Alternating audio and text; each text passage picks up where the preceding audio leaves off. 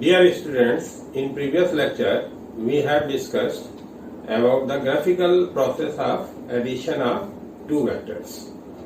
Today we will discuss the analytical way for the addition of the two vectors as well as graphical way of addition of more than two vectors, then subtraction and resolution of vectors. ठीक है, तो पीछे में जब हम लोग discussion कर रहे थे तो वहां पे आपको बताया गया कि अगर दो वेक्टर्स को आपको ऐड करना है तो parallelogram rule of vector addition जो होता है वो कहता है कि अगर दोनों वेक्टर्स को आप adjacent arm of a parallelogram के रूप में रिप्रेजेंट किए हैं तो पैरेललोग्राम का वो डायगोनल जो इन दोनों के साथ को इनिशियल होगा वो इन दोनों के सम वेक्टर का रिप्रेजेंटेशन होता है। ठीक है, ये हमारे पास इंफॉर्मेशन बनी थी कि अगर ये एक वेक्टर है ए और ये दूसरा वेक्टर है बी, इन दोनों को एडजेसेंट आर्म मान करके अगर हम एक पैरेललोग्राम को ड्रॉ करते हैं तो ये हो गया पैरेललोग्राम। तो पैरेललोग्राम का ये वाला जो डायगोनल होगा वो इन दोनों का रिजल्टेंट यानी कि सम का रिप्रेजेंटेशन होगा R, that is vector A plus vector B का रिप्रेजेंटेशन होगा। मान लीजिए कि जो दो वेक्टर्स हमको ऐड करने हैं ए और बी, इनके बीच का जो एंगल है that is theta. Theta is the angle between the two vectors. इस पॉइंट को हमने ओ का नाम दिया, इसको ए मान लीजिए नाम दे दिया है, इसको बी नाम दे दिया, इसको सी नाम दे दिया और इधर से पॉइंट सी पे ओबी के एक्सटेंशन पे हम एक परपेंडिकुलर ड्रॉप कर रहे हैं। Let this particular point of intersection is D. तो बड़े आसानी से हमको मालूम है कि ये वाला एंगल भी जो होगा वो हमारा थीटा के रूप में देखा जाएगा। फ्रॉम ट्रायंगल ACD हमारे पास इंफॉर्मेशन होगा कि AC की जो लेंथ होगी वो हमारा वेक्टर B के मैग्नीट्यूड को रिप्रेजेंट करेगा और AD को अगर लिखना है तो AD को हम लोग with the help of trigonometry AD को लिख सकते हैं AC cos थीटा यानी कि B cos थीटा। इसी तरीके से CD को अगर हमें लिखना है तो CD को हम लोग लिख सकते हैं AC sin थीटा यानी कि B sin थीटा, क्योंकि AC जो लेंथ है वो हमारे वेक्टर B के मैग्नीट्यूड के बराबर है। क्योंकि AC का अगर वेक्टोरियल रिप्रेजेंटेशन हम करेंगे तो जो इक्वलिटी ऑफ वेक्टर के लिए आपको इंफॉर्मेशन दी गई थी उसके अकॉर्डिंग ये वेक्टर B का रिप्रेजेंटेशन बनेगा, equal to the vector B होगा। अगेन अगर हम लोग ट्रायंगल OCD को देखें तो इस ट्रायंगल से अगर हमको OC का स्क्वायर लिखना है तो with the help of the Pythagoras theorem हम कह सकते हैं कि ये लिखा जाएगा OD का स्क्वायर प्लस CD का स्क्वायर और OD हमारा है OA प्लस AD, तो OA प्लस AD का स्क्वायर प्लस CD का स्क्वायर। OC क्या है? हमारा जो रिजल्टेंट यानी कि सम वेक्टर है उसका मैग्नीट्यूड का रिप्रेजेंटेशन होगा यानी कि R स्क्वायर है। OA क्या है? वेक्टर A का मैग्नीट्यूड है तो A हो गया और AD के लिए हमने जज किया कि that is B cos theta, तो इसका स्क्वायर। और CD के लिए इंफॉर्मेशन बनी थी कि B sin थीटा से लिखेंगे तो B sin थीटा का स्क्वायर। इधर से हम इसको अगर एक्सपेंड कर दें तो A square plus B square cos square theta plus twice of B cos theta बनेगा और ये हमारा B square sin square theta है। तो R को अगर यहां से हम लिखना चाहें तो R को लिख सकते हैं स्क्वायर रूट के अंदर में A square plus B square cos square theta और sin स्क्वायर थीटा दोनों को एक साथ लिख लिया। यानी कि इसके एक्सपेंशन में जो B square cos square theta आया और यहाँ पे जो B square sine square theta है, दोनों को एक साथ लिख लिया है, बी स्क्वायर को कॉमन निकाल लिया और इसके एक्सपेंशन में मिला है plus twice of A B cos theta. तो ये हमारा जो रिजल्टेंट यानी कि सम वेक्टर है उसके मैग्नीट्यूड को लिखने का इंफॉर्मेशन हो गया। Cos square theta plus sign square theta, that is 1। तो रिजल्टेंट का जो मैग्नीट्यूड होगा यानी कि सम वेक्टर का जो मैग्नीट्यूड होगा उसको लिखने का हमारे पास ये फॉर्मूला हो गया कि हम इसे लिख सकते हैं A square plus B square plus twice of A B cos theta से। तो एक तो ये हमको जो सम वेक्टर मिला है उसके मैग्नीट्यूड को लिखने का फॉर्मूला मिल गया। अब किसी वेक्टर का अगर कंप्लीट रिप्रेजेंटेशन करना है तो उससे केवल मैग्नीट्यूड से तो काम बनता नहीं, we have to specify its direction also. तो अगर हमको अपने इस रिजल्टेंट का ए के साथ ये इंक्लिनेशन कितना है इसकी जानकारी मिल जाए तो हम कंप्लीट इंफॉर्मेशन दे सकते हैं अपने वेक्टर आर के बारे में। यानी कि इस फाई को हमें फाइंड आउट करना है। तो अगेन सेम ट्रायंगल को देखिए, तो ट्रायंगल OCD से अगर tan ऑफ द फाई को अगर हम लिखना चाहते हैं तो tan ऑफ द फाई को लिख सकते हैं CD डिवीजन में OA प्लस AD, है ना। OD को हमने लिख लिया OA प्लस AD। तो tan फाई के लिए इंफॉर्मेशन हो गया कि ये लिखा जाएगा CD की वैल्यू है इधर से B साइन थीटा और OA प्लस AD है A plus B cos theta. यानी कि फाई जो कि एंगल ऑफ द वेक्टर होगा विद द वेक्टर A वो लिखा जाएगा tan inverse B sign theta divided by A plus B cos theta. तो ये डायरेक्शन को स्पेसिफाई करने के लिए भी हमारे पास इंफॉर्मेशन हो गया। Angle with the vector A towards B, ये हमारा इंफॉर्मेशन हो जाएगा जो कि tan inverse B sine theta divided by A plus B cos theta से लिखा जाएगा। ये ध्यान रखना है कि ये जो एंगल हमने लिखा है that is with vector A.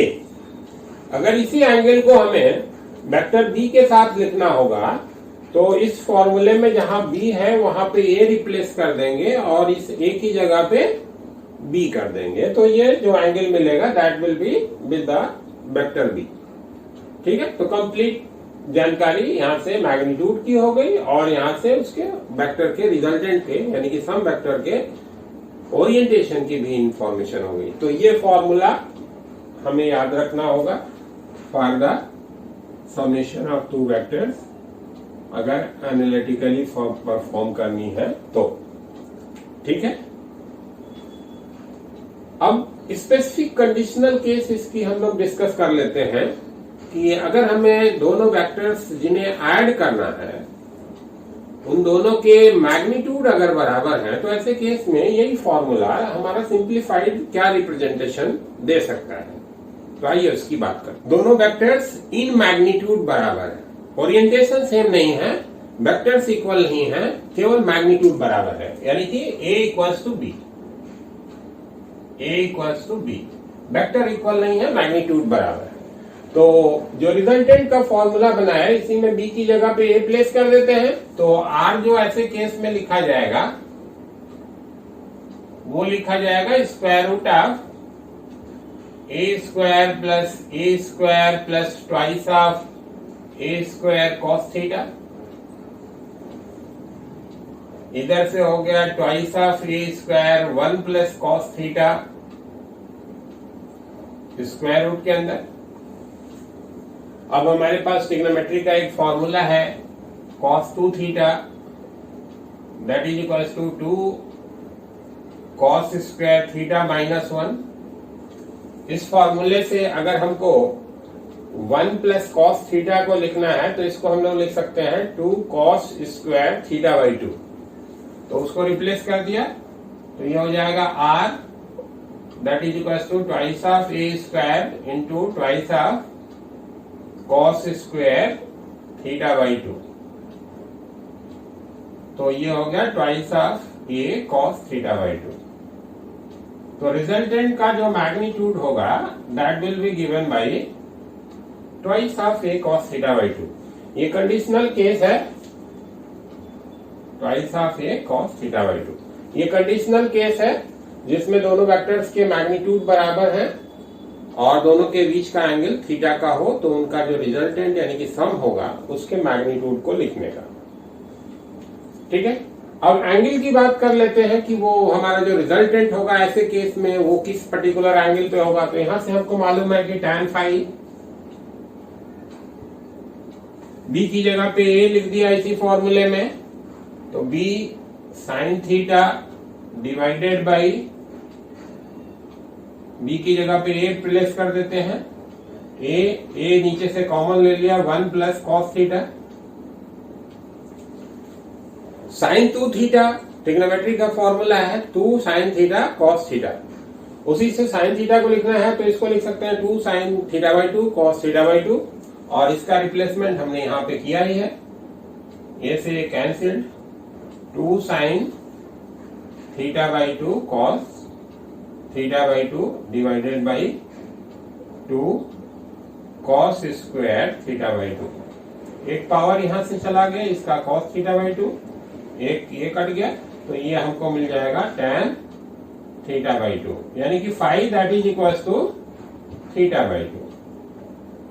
Phi that is equals to theta by 2 का मतलब क्या हो गया कि जो रिजल्टेंट होगा वो दोनों वेक्टर्स के बीच के एंगल को बाइसेक्ट करेगा। ठीक है, तो रिजल्टेंट का magnitude twice of A cos theta by 2 से लिखेंगे और रिजल्टेंट जो होगा दोनों के बीच के एंगल को बाइसेक्ट करेगा। ऐसे केस में जब दोनों वेक्टर्स जिन्हें हमें ऐड करना है उनके मैग्नीट्यूड इक्वल है, तो उस केस के लिए ये आपके पास इंफॉर्मेशन हो गया। तो ये दो फॉर्मूले हो गए, ये मैग्नीट्यूड के लिए, ये ओरिएंटेशन ऑफ द वेक्टर के लिए, और ये कंडीशनल केस में मैग्नीट्यूड के लिए और ओरिएंटेशन के लिए, जिसको आपको ध्यान में रखना होगा अगर एनालिटिकली दो वेक्टर्स को आप सम करना चाहते हैं तो। अब आइए बात करते हैं कि अगर वेक्टर्स को हमको सब्सट्रैक्ट करना है, घटाना है, तो उसका हमारे पास क्या तरीका होगा।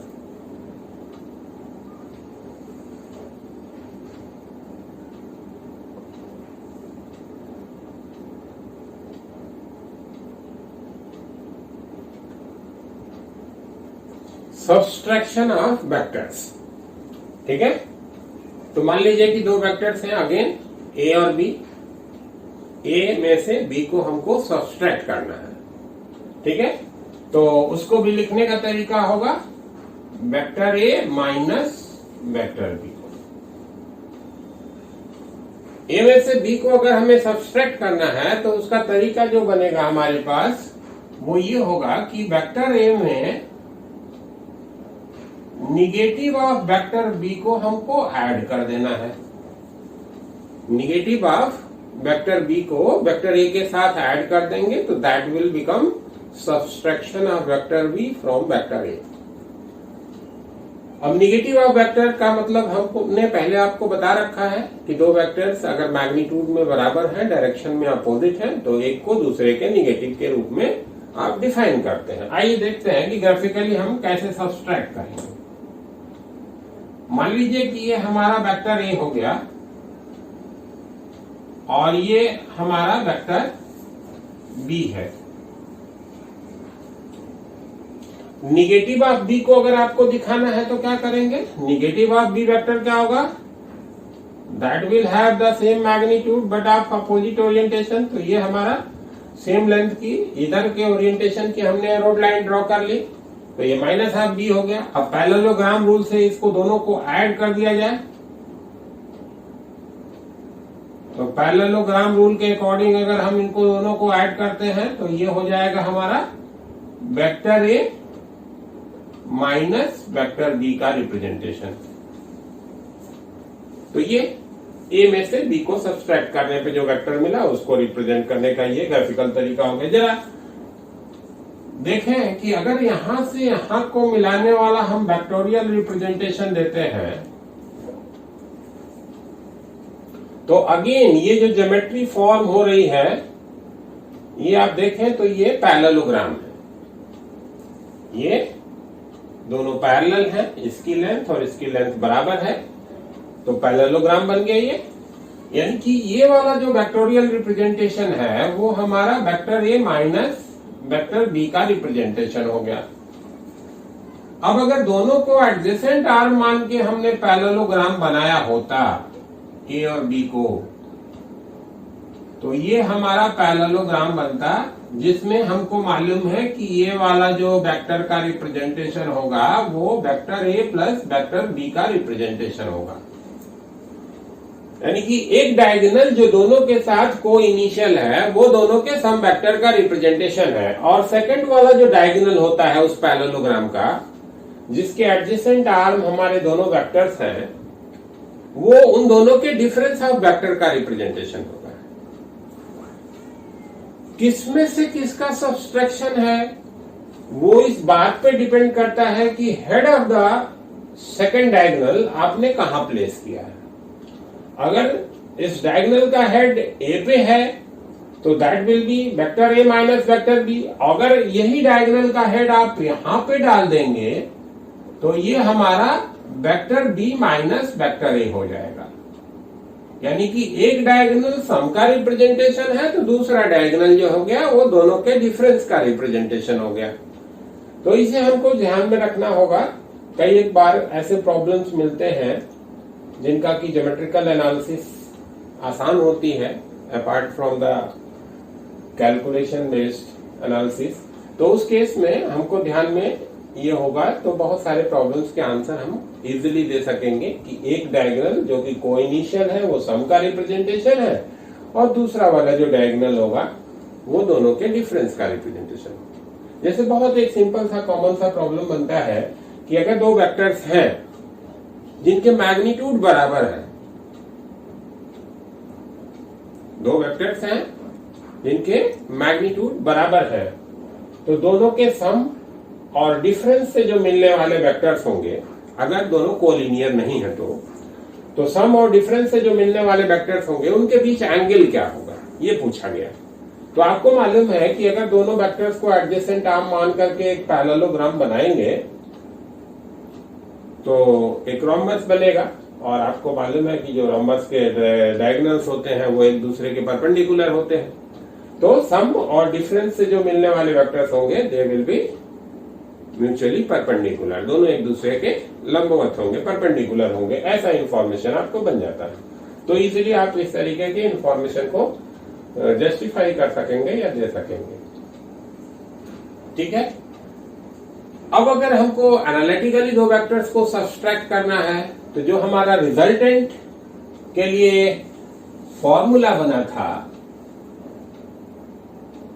जिसमें दोनों वेक्टर्स के बीच का एंगल जो है वो थीटा था, तो A square plus B square plus twice of A B cos theta का फॉर्मूला हम लोगों ने बनाया था। अब ए और बी के बीच एंगल थीटा है तो ए और माइनस बी के बीच का एंगल कितना होगा, पाई माइनस का थीटा। यानी कि ये जो फॉर्मूला था आर को लिखने का, square root of A square plus B square plus twice of A B cos theta, इसी फॉर्मूले में जहां पे थीटा है उसको पाई माइनस थीटा से रिप्लेस कर देंगे तो वो हमारा डिफरेंस से मिलने वाले वेक्टर का मैग्नीट्यूड बताने का फॉर्मूला हो जाएगा।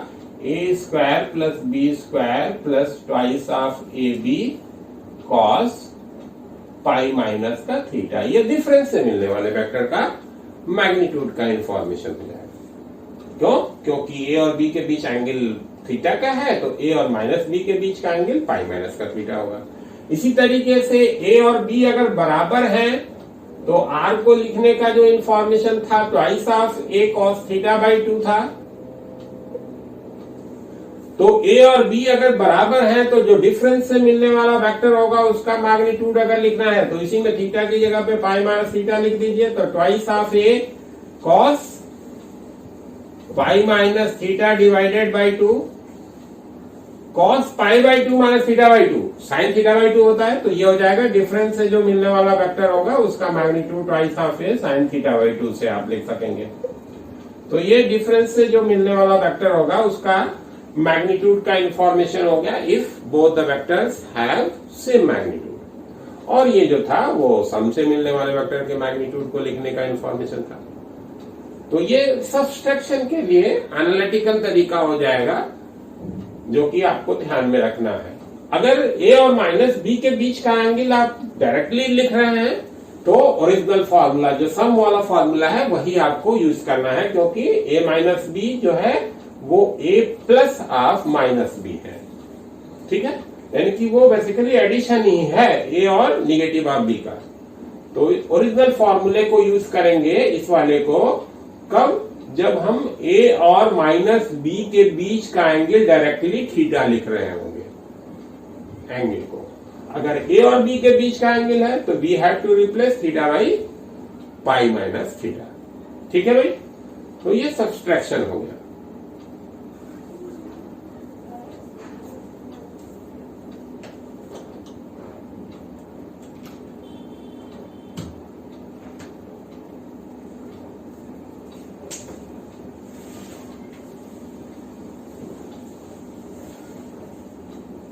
दो से ज्यादा वेक्टर्स को अगर आपको जोड़ना है ग्राफिकली तो उसका क्या तरीका है उसकी हम बात करते हैं।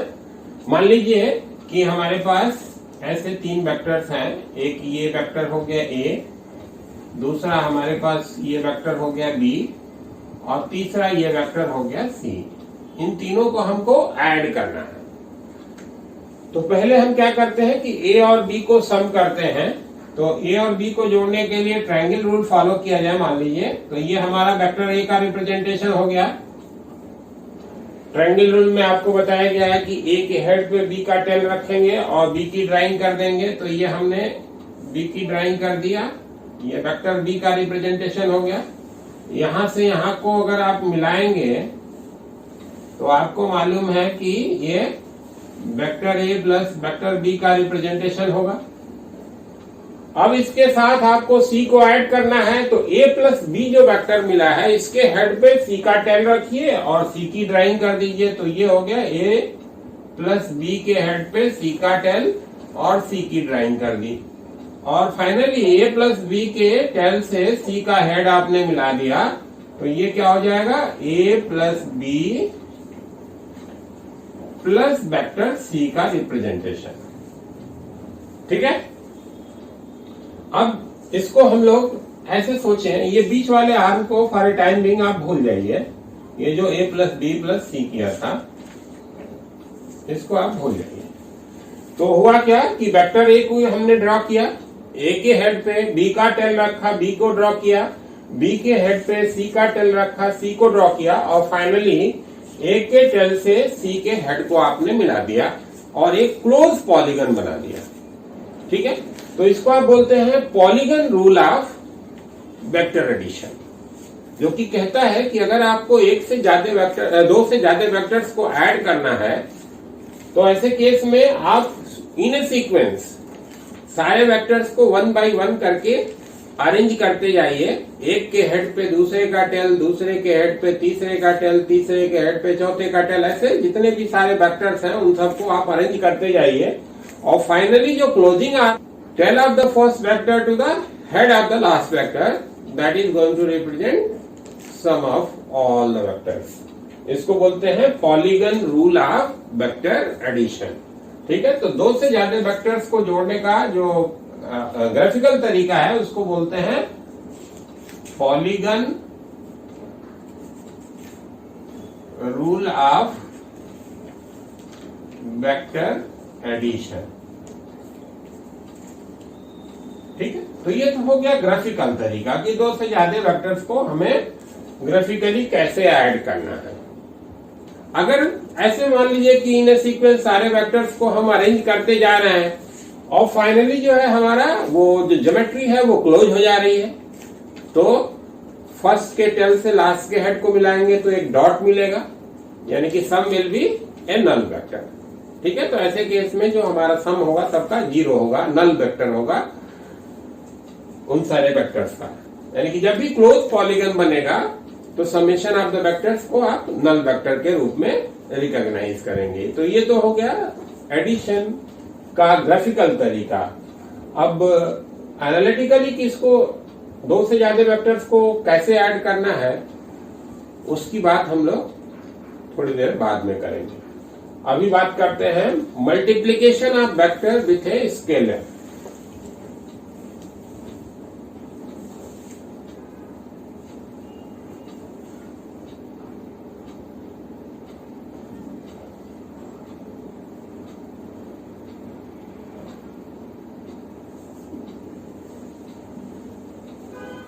अगर मान लीजिए कि कोई एक स्केलर है m, इसको हमको वेक्टर a के साथ मल्टीप्लाई करना है तो लिखने का तरीका होगा m a,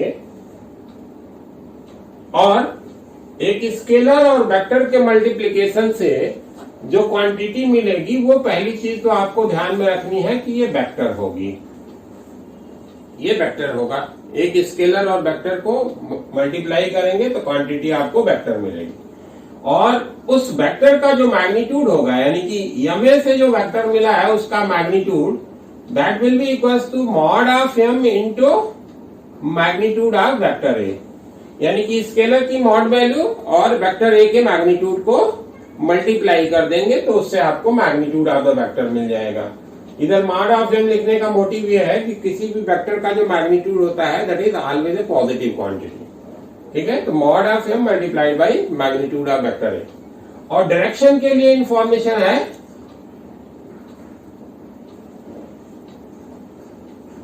in direction of vector a if m जो है वो पॉजिटिव है, यानी कि स्केलर जो मल्टीप्लाई कर रहे हैं वो पॉजिटिव है, तो वो रिजल्टिंग जो वेक्टर होगा वो वेक्टर ए के डायरेक्शन में होगा। और in direction opposite to vector a if scalar is negative. तो अगर स्केलर हमारा निगेटिव है तो जो रिजल्टिंग वेक्टर होगा उसका डायरेक्शन वेक्टर ए के डायरेक्शन के अपोजिट होगा, और पॉजिटिव होने पे वेक्टर ए के डायरेक्शन में हमारे उस पर्टिकुलर वेक्टर का डायरेक्शन होगा। Now we will discuss the division of vector by an scalar.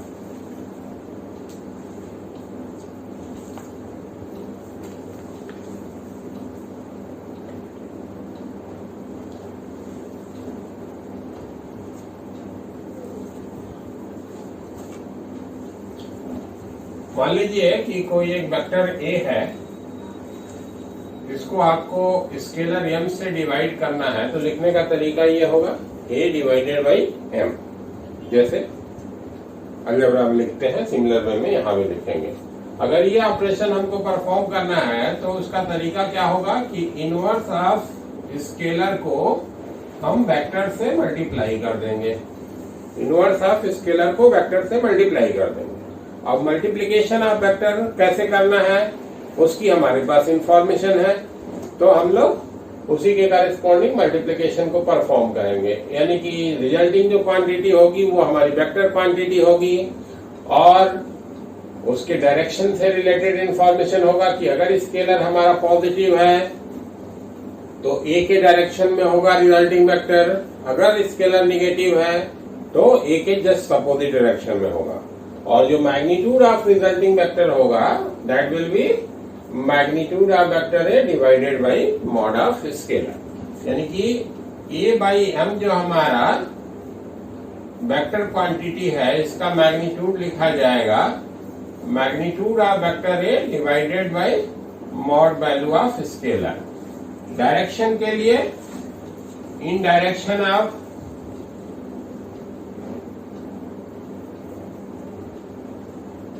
A if scalar is positive or in direction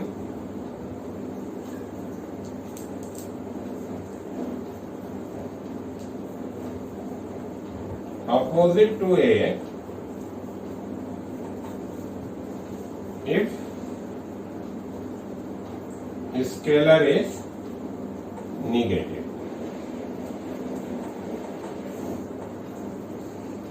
ठीक है भाई, तो ये तरीका हो गया हमारे पास division of vector with a scalar के लिए।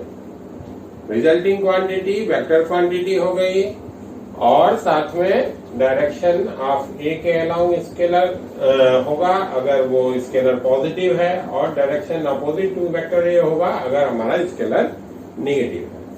अब आइए बात करते हैं रिजोल्यूशन ऑफ वेक्टर्स का।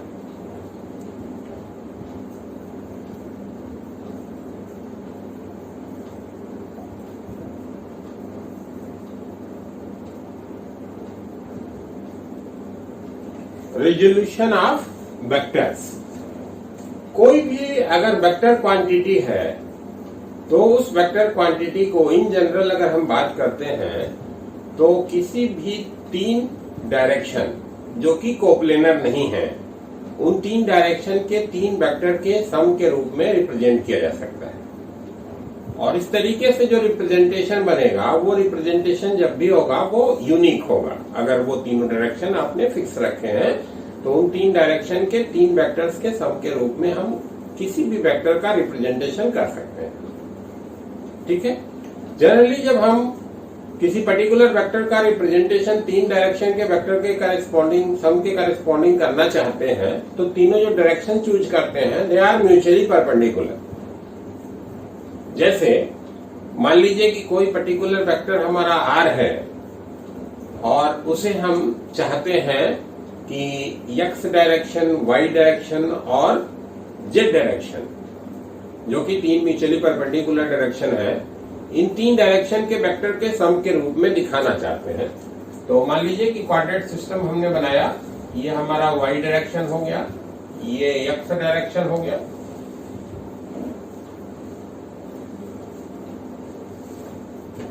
और इधर की तरफ हम जेड को कंसिडरेशन में ले लेते हैं, that is perpendicular to the board towards you.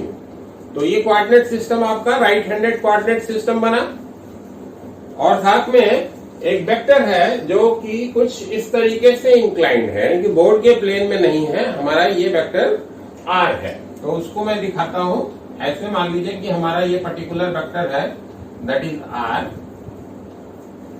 तो अगर हम एक ज्योमेट्रिकल ड्राइंग बनाना चाहते हैं तो कुछ इस तरीके से बना सकते हैं कि एक रेक्टेंगुलर पैरेललोपाइप बनावे जिसकी तीन एजेज एक्स, वाई और जेड एक्सिस के अलाउंग हो, और जिसमें ये आर हमारा जो है वो उसका डायगोनल हो। तो उसका रिप्रेजेंटेशन हम करते हैं। मान लीजिए कि इधर से हमने इस प्लेन पे एक परपेंडिकुलर ड्रॉ किया, इधर से इसको मिला दिया,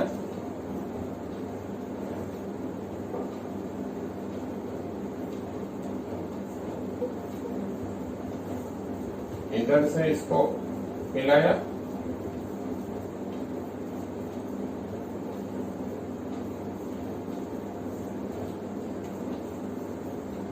और ये हमारा एक रेक्टेंगुलर पैरेललोपाइप हो गया। जिस रेक्टेंगुलर पैरेललोपाइप के जो तीन एडजेसेंट एजेस हैं they are along X, Y and Z axis, and this particular vector R is the diagonal of this particular rectangular parallelepiped. अब मान लीजिए नॉमेनक्लेचर कर लेते हैं, इसको ओ का नाम ले दिया, ये हमारा ए पॉइंट हो गया, ये बी पॉइंट हो गया, ये सी हो गया, ये डी हो गया, ये मान लीजिए कि ई पॉइंट हो गया, ये एफ का नाम ले दिया। अब अगर हम चाहें तो जो हमारे पास वेक्टर को ऐड करने का प्रिंसिपल है, polygon rule of vector addition, उसको अगर हम ध्यान में लें तो अगर इस वेक्टर आर को दिखाना है तो हम एक वेक्टर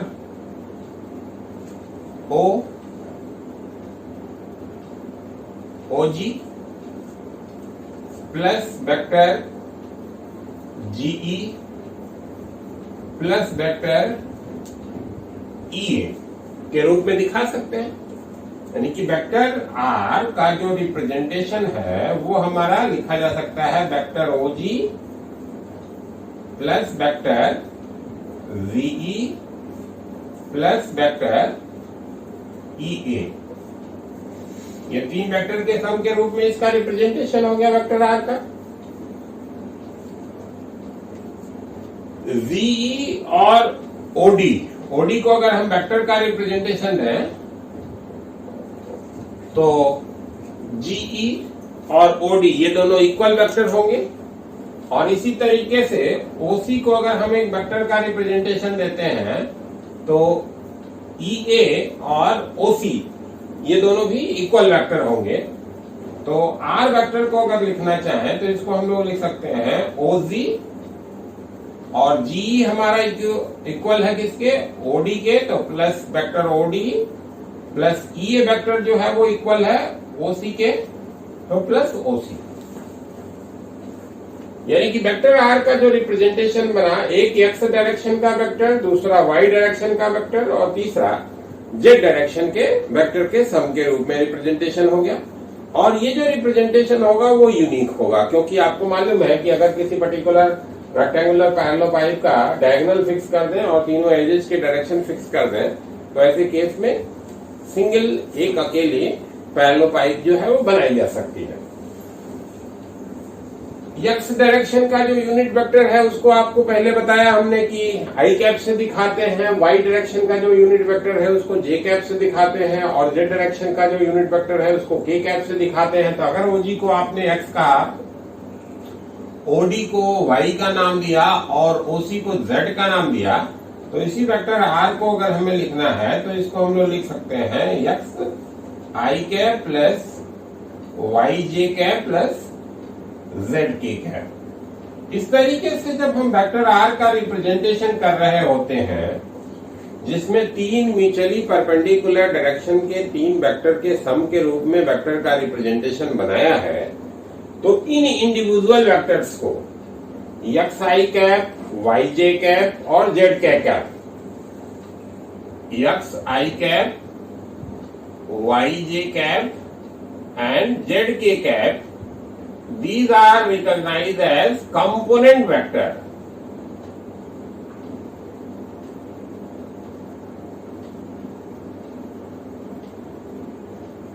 In direction of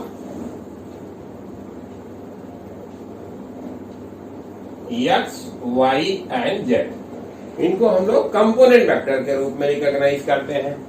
और जो i, j और k यूनिट वेक्टर के मल्टीप्लायर्स हैं, यानी कि x, y और z, इनको हम सिंपली कंपोनेंट कहते हैं। x, y और z, इनका नाम दिया गया क्या, कंपोनेंट, आर रिजोल्यूट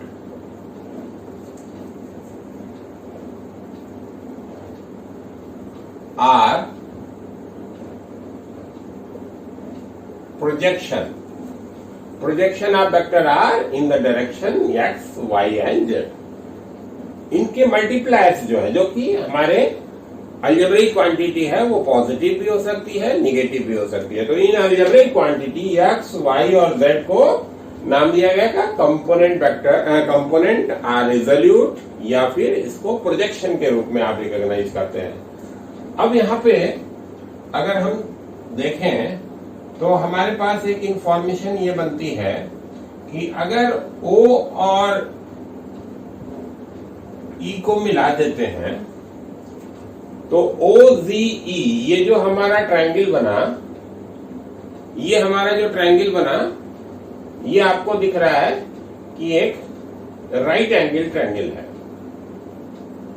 ये एक राइट एंगल ट्रायंगल हो गया OZE, और जिसमें G हमारा इजिली दिख रहा है कि राइट एंगल है। तो पाइथागोरस का अगर सिद्धांत आप यूज करते हैं तो ट्रायंगल OGE से आपको मिलता है कि OE का जो स्क्वायर है ये लिखा जा सकता है OG का स्क्वायर प्लस Z का स्क्वायर। इसी तरीके से ट्रायंगल OEA को देखें तो ये भी हमारा राइट एंगल ट्रायंगल है, बट इधर में थोड़ा सा ध्यान से देखिए तो आपको दिखेगा कि ये वाला जो एंगल है ये हमारा राइट एंगल है ना, क्योंकि ओई जो लाइन है वो पीछे वाला जो प्लेन है इस क्यूबॉइड का पैरेललोपाइड का जो ओ जी ई डी इस वाले प्लेन में है ओई लाइन, और ये लाइन जो है वो उस प्लेन के परपेंडिकुलर है। तो ये वाला एंगल इधर में इस ट्रायंगल में हमारा 90 डिग्री का है, राइट एंगल ट्रायंगल है जिसमें ई एंगल राइट एंगल है। तो पाइथागोरस का जो थ्योरम है उसके अकॉर्डिंग जो है वो आप लिख सकते हैं कि ओ ए का जो स्क्वायर होगा वो लिखा जाएगा ओ ई स्क्वायर प्लस ए स्क्वायर, और ओ ई का स्क्वायर है ओ जी का स्क्वायर प्लस जी का स्क्वायर प्लस ए का स्क्वायर।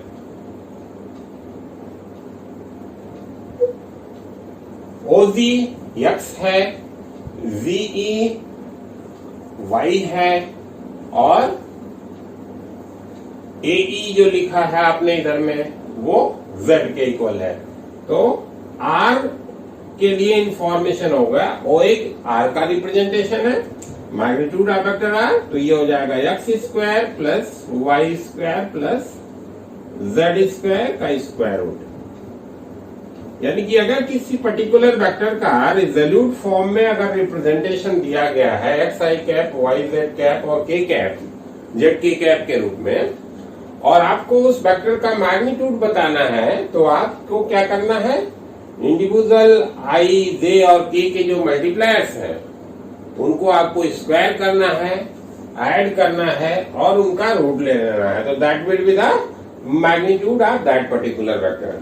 तो जब कभी भी कंपोनेंट फॉर्म में आपको वेक्टर का रिप्रेजेंटेशन गिवन हो, मैग्नीट्यूड लिखना है, तो इंडिविजुअल जो एक्स वाई और जेड इधर में लिख रहे हैं दे आर आई के मल्टीप्लायर्स, जे के मल्टीप्लायर्स और के मल्टीप्लायर्स। इनको आपको स्क्वायर करना है, ऐड करना है और रूट ले लेना है। ठीक है।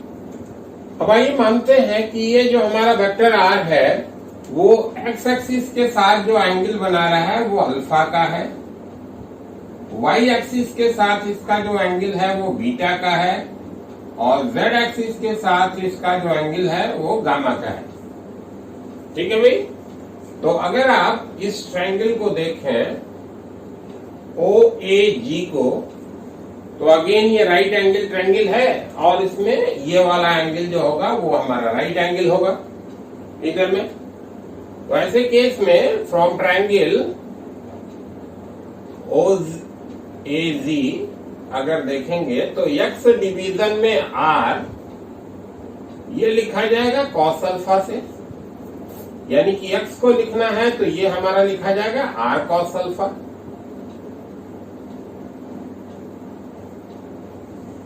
इसी तरीके से ट्रायंगल ओ ए डी अगर देखिए, ट्रायंगल ओ ए डी, तो अगेन ये राइट एंगल है और यहाँ पे ये वाला एंगल 90 का है, तो वाई डिवीजन में आर कॉस बीटा से लिखा जाएगा, यानी कि वाई को लिखना है तो ये आर कॉस बीटा हो जाएगा। और इसी तरीके से अगर ट्रायंगल ओ ए सी को देखेंगे तो ये भी हमारा राइट एंगल है, और इस केस में ये वाला जो एंगल है वो हमारा राइट एंगल है, 90 का है। तो ऐसे केस में z डिवीजन में r जो है वो cos गामा से लिख सकेंगे, यानी कि z को लिखने का इंफॉर्मेशन हो गया कि r cos गामा। अब ये जो तीन रिलेशन हमको मिले 1, 2 और 3 से, जिसको हमने इधर में रिप्रेजेंट किया, इनको अगर आप ऑब्जर्व करते हैं तो आपके पास क्या इंफॉर्मेशन बन रहा है कि x के डायरेक्शन का अगर कंपोनेंट लिखना है तो x डायरेक्शन के साथ जो वेक्टर का एंगल है उसकी कोसाइन वैल्यू को मैग्नीट्यूड ऑफ वेक्टर से मल्टीप्लाई कर दीजिए। y के डायरेक्शन का कंपोनेंट लिखना है तो y के डायरेक्शन के साथ जो वेक्टर का एंगल है उसकी कोसाइन वैल्यू को मैग्नीट्यूड ऑफ वेक्टर से मल्टीप्लाई कर दीजिए। जेड डायरेक्शन का कंपोनेंट लिखना है तो जेड डायरेक्शन के साथ जो वेक्टर का एंगल है उसकी कोसाइन वैल्यू में magnitude of the vector multiply कर दीजिए। यहां से एक जनरलाइज इंफॉर्मेशन ये बनेगी कि आपको वेक्टर का किसी भी डायरेक्शन में अगर कंपोनेंट लिखना है तो पहला काम आपको उस वेक्टर का उस डायरेक्शन के साथ इंक्लिनेशन जज करना होगा, एंगल जज करना होगा। उसकी कोसाइन वैल्यू लिखिए और उसमें मैग्नीट्यूड ऑफ द वेक्टर को मल्टीप्लाई कर दीजिए, तो that will become the component of the vector in that direction. Clear है? बहुत सिंपल सा इंफॉर्मेशन बट बहुत ही यूजफुल है। बार बार हमें कंपोनेंट लिखने होंगे वेक्टर्स का during the discussion of physics, तो इसे आपको ध्यान से अपने दिमाग में रखना है कि जिस भी डायरेक्शन का कंपोनेंट लिखना है उस डायरेक्शन के साथ वेक्टर का जो एंगल है उसकी कोसाइन वैल्यू में मैग्नीट्यूड ऑफ वेक्टर मल्टीप्लाई कर देना है। ठीक है? तो ये हो गया कंपोनेंट को लिखने का आपके पास इंफॉर्मेशन जो आपको ध्यान में रखना है। अब इधर में x, y और z की जो वैल्यू आपको मिली है वो यहां रख दीजिए। तो वेक्टर r जो हो जाएगा that can be written as r cos alpha i cap plus r cos beta j cap plus r cos gamma k cap. Vector divided by its magnitude is recognised as unit vector. तो अगर हम इस relation को r से divide कर दें तो r cap हो जाएगा, यानी कि r के डायरेक्शन का unit vector vector r divided by r, और ये हो जाएगा cos alpha i cap plus cos beta j cap plus cos gamma k cap.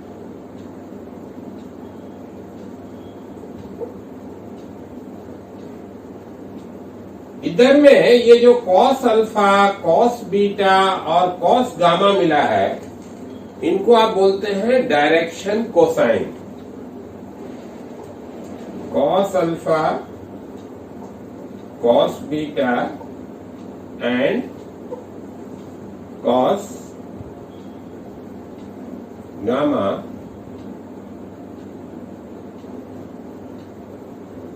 is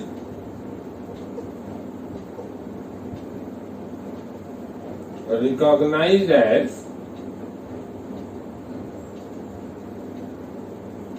direction cosine. ठीक है? इनको आप बोलते हैं डायरेक्शन कोसाइन। और जनरली cos अल्फा को यल से, cos बीटा को यम से और cos गामा को यन से रिप्रेजेंट करते हैं, है ना? तो यल, यम और यन जनरली इनके लिए सिंबल्स यूज किए जाते हैं, एक कन्वेंशन है। तो cos अल्फा के लिए एल, cos बीटा के लिए एम और cos गामा के लिए एन का रिप्रेजेंटेशन आप यूज करते हैं। ठीक है भाई? अब ये हमारा यूनिट वेक्टर है, तो ऐसे केस में जो magnitude of this particular vector होगा that will be unity, that is known to you. तो अगर आप मैग्नीट्यूड लिखने का जो फॉर्मूला बना था उसको अगर आप देखें तो वहां से आप लिख सकते हैं कि cos square alpha plus cos square beta plus cos square gamma, इसका square root that will be the magnitude and it should be 1। cos अल्फा को l से दिखाते हैं तो l square plus m square plus n square ये 1 के बराबर होगा। तो ये हमारे पास एक रिलेशन बन गया डायरेक्शन को साइंस को आपस में कोरिलेट करने के लिए। L square plus m square plus n square ये जब भी होगा ये हमारा 1 के बराबर होगा। ठीक है?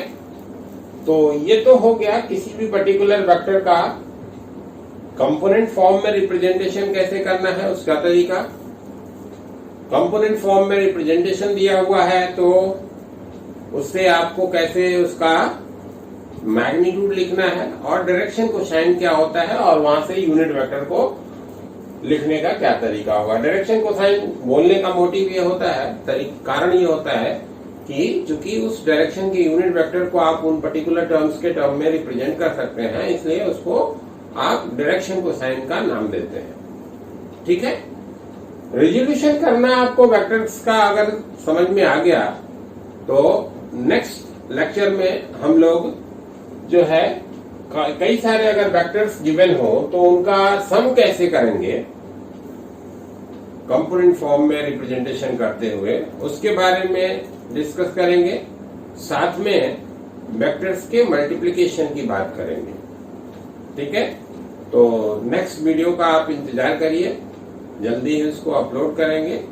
प्लीज हमारे इस पर्टिकुलर चैनल को लाइक करिए, सब्सक्राइब करिए और अपने फ्रेंड्स के बीच इसको शेयर भी करिए, जिससे ज्यादा से ज्यादा लोग इस पर्टिकुलर टॉपिक को पढ़ सकें, समझ सकें और जो भी आपकी क्वेरीज है आप चाहें तो उसे डाल सकते हैं कमेंट बॉक्स में, हम उसका जवाब देने का प्रयास करेंगे। धन्यवाद।